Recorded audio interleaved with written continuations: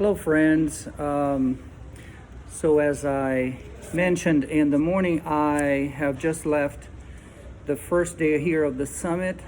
Very, very nice day, very productive day, exhaustive as well. It's almost 4:30 now, and there is going to be a cocktail, reception cocktail, from between now and 5:36.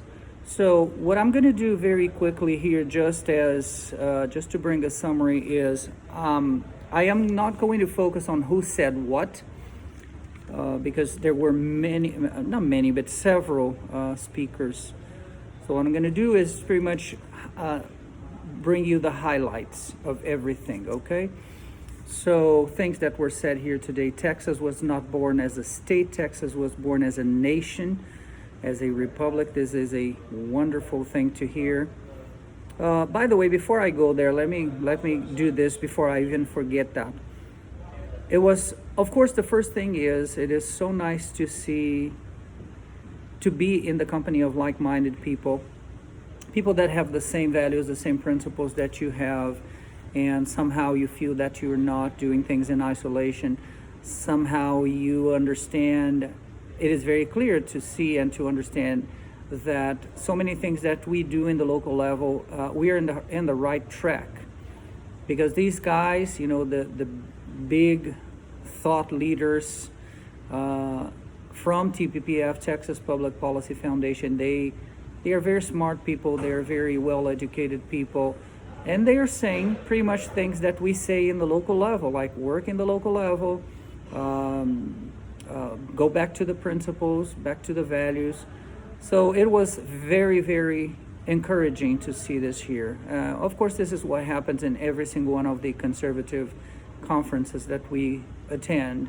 The second thing that inspired me a lot, it was so good for my eyes to see that, was young people.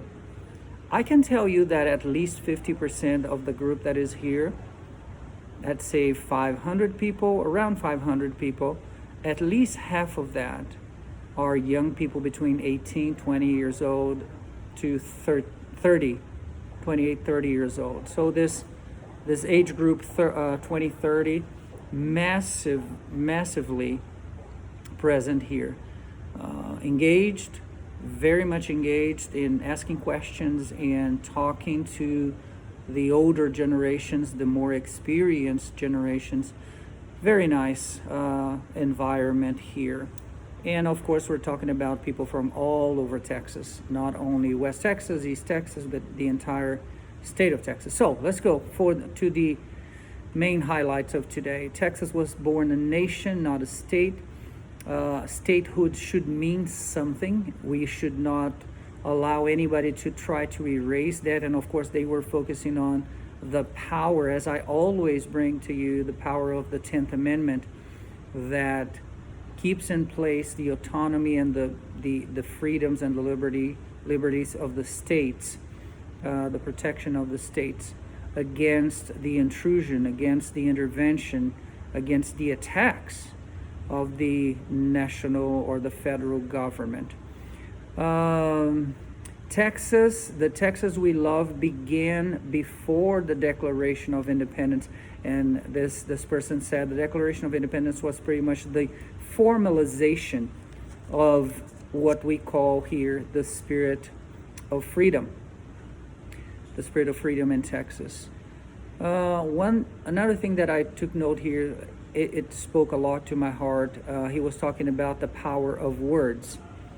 And he said that words, like swords, are forged. Swords are forged in the fire, and they cannot be so unbreakable, so rigid that they will break. Not unbreakable. They cannot be so rigid as to the point of breaking, but it cannot be soft at the same time. So when you forge that, you are working to the point of bringing the words to their proper tone.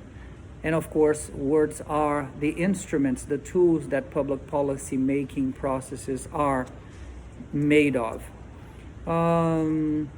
They were talking about the three major topics or issues for this conference, this annual summit. Number one, property tax or private property tax, private property rights. Number two, education, which is pretty much funded by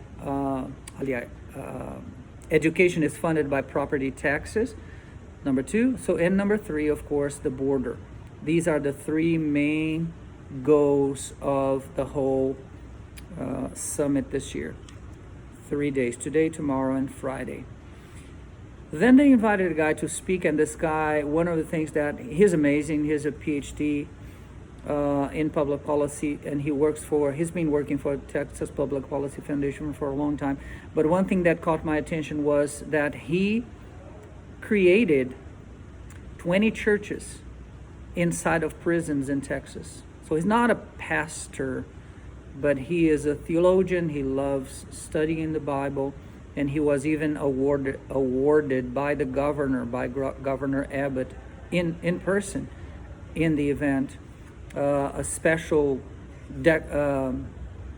award, a special recognition from the governor and from the government of Texas for his incessant work spreading the truths of God's word and the truths of the principles, the conservative principles that we so much believe in and are grounded upon.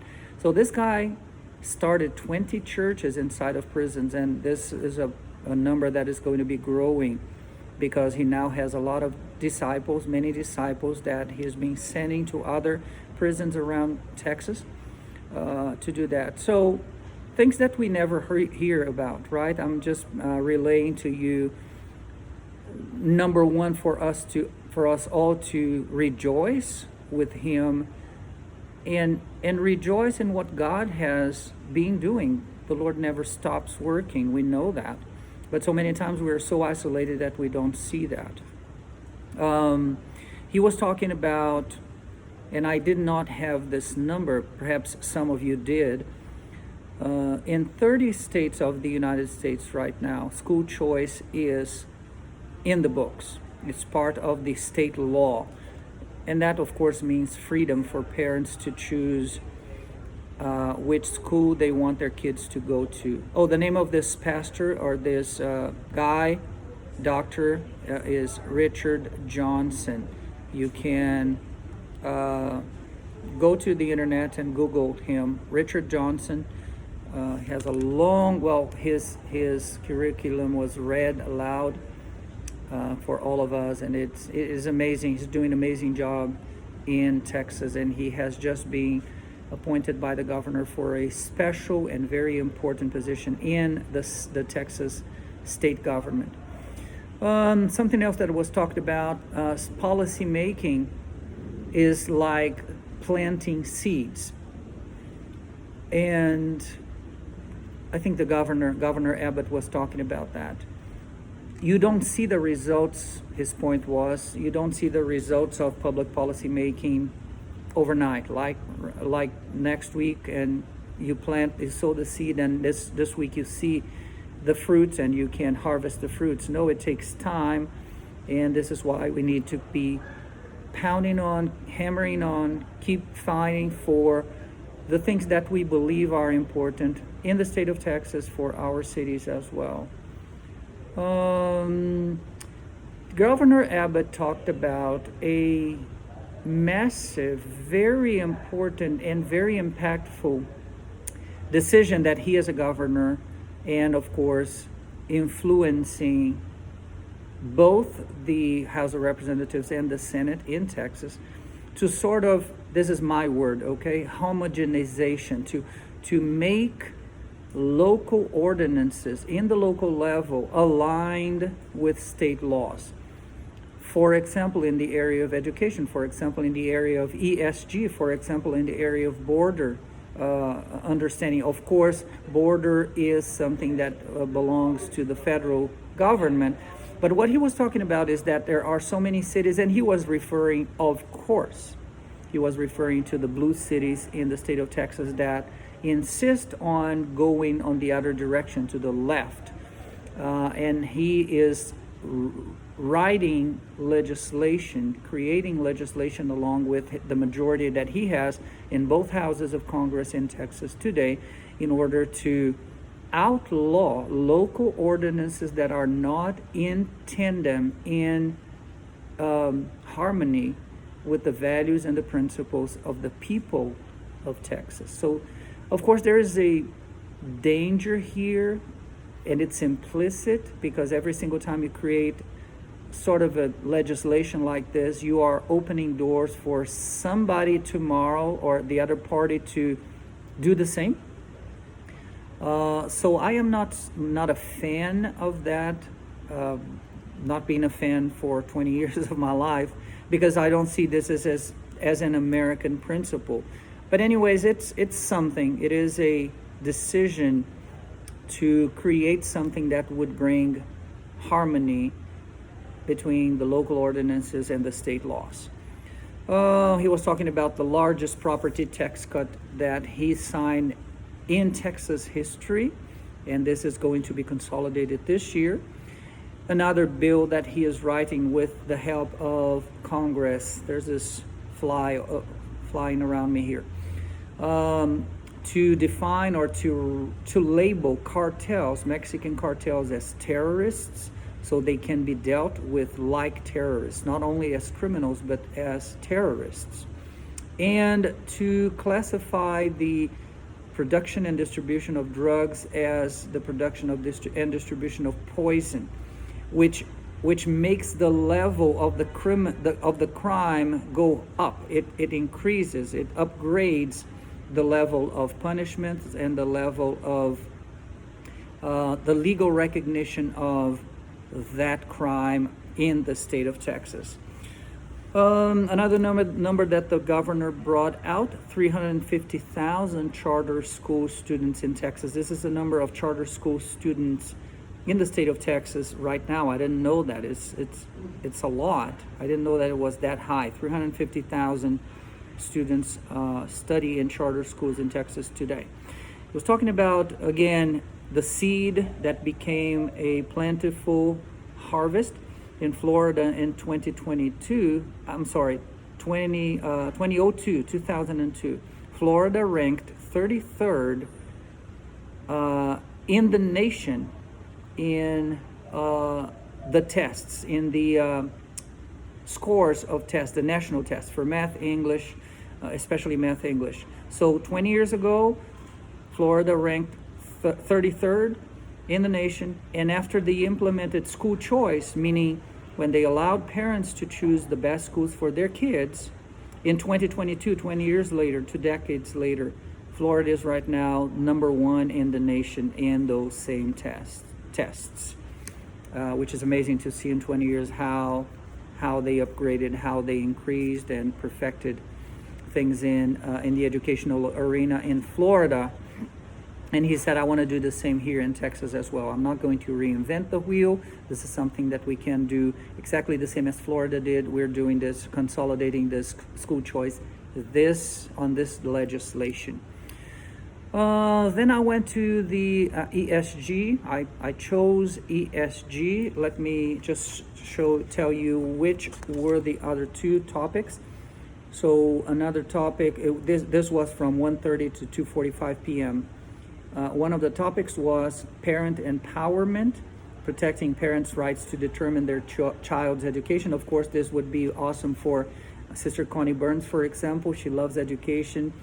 It would be great if I could have been there as well, but I chose another one. And the third one was improving rural health, big changes to help small towns. And the one that I picked was ESG, everyone's suffering guaranteed. So it was a funny way of bringing out the ESG topic, and the room was packed, including the former mayor of Midland, Patrick Payton, was there. So it was moderated by Jason Isaac. I interviewed him in my Patriots call with Mark Christian when I was on the radio. Great guy, very funny guy, but very insightful, very knowledgeable. And he was a moderator of the panel, and he was interviewing Glenn Hagar, he's the Texas Comptroller General, and Texas State Senator Brian Hughes. It was a great meeting, great moment, lots of questions, and they addressed a lot of specific ESG challenges in the state of Texas right now. So again, I could spend 2 hours just talking about everything they did there, but just giving you a heads up that Texas Public Policy Foundation has been very much committed with eradicating, eliminating, deleting, pulverizing, if I could say, ESG in the state of Texas. And that was so awesome to hear and to see their specific actions, especially in the legislation against that. What else? They said that in Texas, before this movement toward the elimination of ESG, there were 9 banks in the state of Texas denying funding, lending money to oil business companies, oil production, oil and gas companies. So, and right now, they said this is changing because of all of the actions the legislative body, especially the executive body, has been carrying out against them. What else? ESG is aligned with the Paris Accord Treaty. Of course, this is the United Nations, and they were very, especially the senator, he was unleashing on the federal government for aligning with China and with the WEF, the World Economic Forum, without the approval of Congress. And he said this is treason, and I will wait for the time when those who have been betraying this nation are held accountable. Guys, this is it. And as I told you, it was a long, very productive day. I'm heading back to the hotel right now. Tomorrow we are going to have at 7 a.m. Registration opens at 7 a.m. 8 a.m. we have The Eyes of Texas Are on Texas. This is a PhD, Kevin Roberts. He works for Texas Public Policy Foundation, and we are going to be listening to an address by the Texas Speaker of the House, Dade Phelan. At the same time, this exact time, 8 a.m., Pastor Dave Welch, he is the president of the Texas Pastors Council. He is going to be holding, again this year, the celebration of Texas Independence Day with pastors from all over Texas, right here across from where we are right now. So I'm going to be there between 8 and 9:30, perhaps 10, just to join with them, the pastors, for a moment of prayer for Texas. And then I'll come back for session 3 that will be focusing on the border, Mexico, friend or foe. There's another lecture at the same time, Pondering Poverty, Lessons from Past Welfare Reform We Can Use Today. And the other one, Lock the Vote, Protecting Elections Ahead of 2024. So these are the morning activities here. At 11 a.m. we have 4 sessions, and I am going to be again at the end of the day tomorrow, like I'm doing right now, just giving you a brief summary of everything that is going to happen tomorrow. Okay, thank you very much again for your support of the Nehemiah Ministries. May the Lord bless you, and I talk to you all tomorrow. Have a good night. Bye-bye.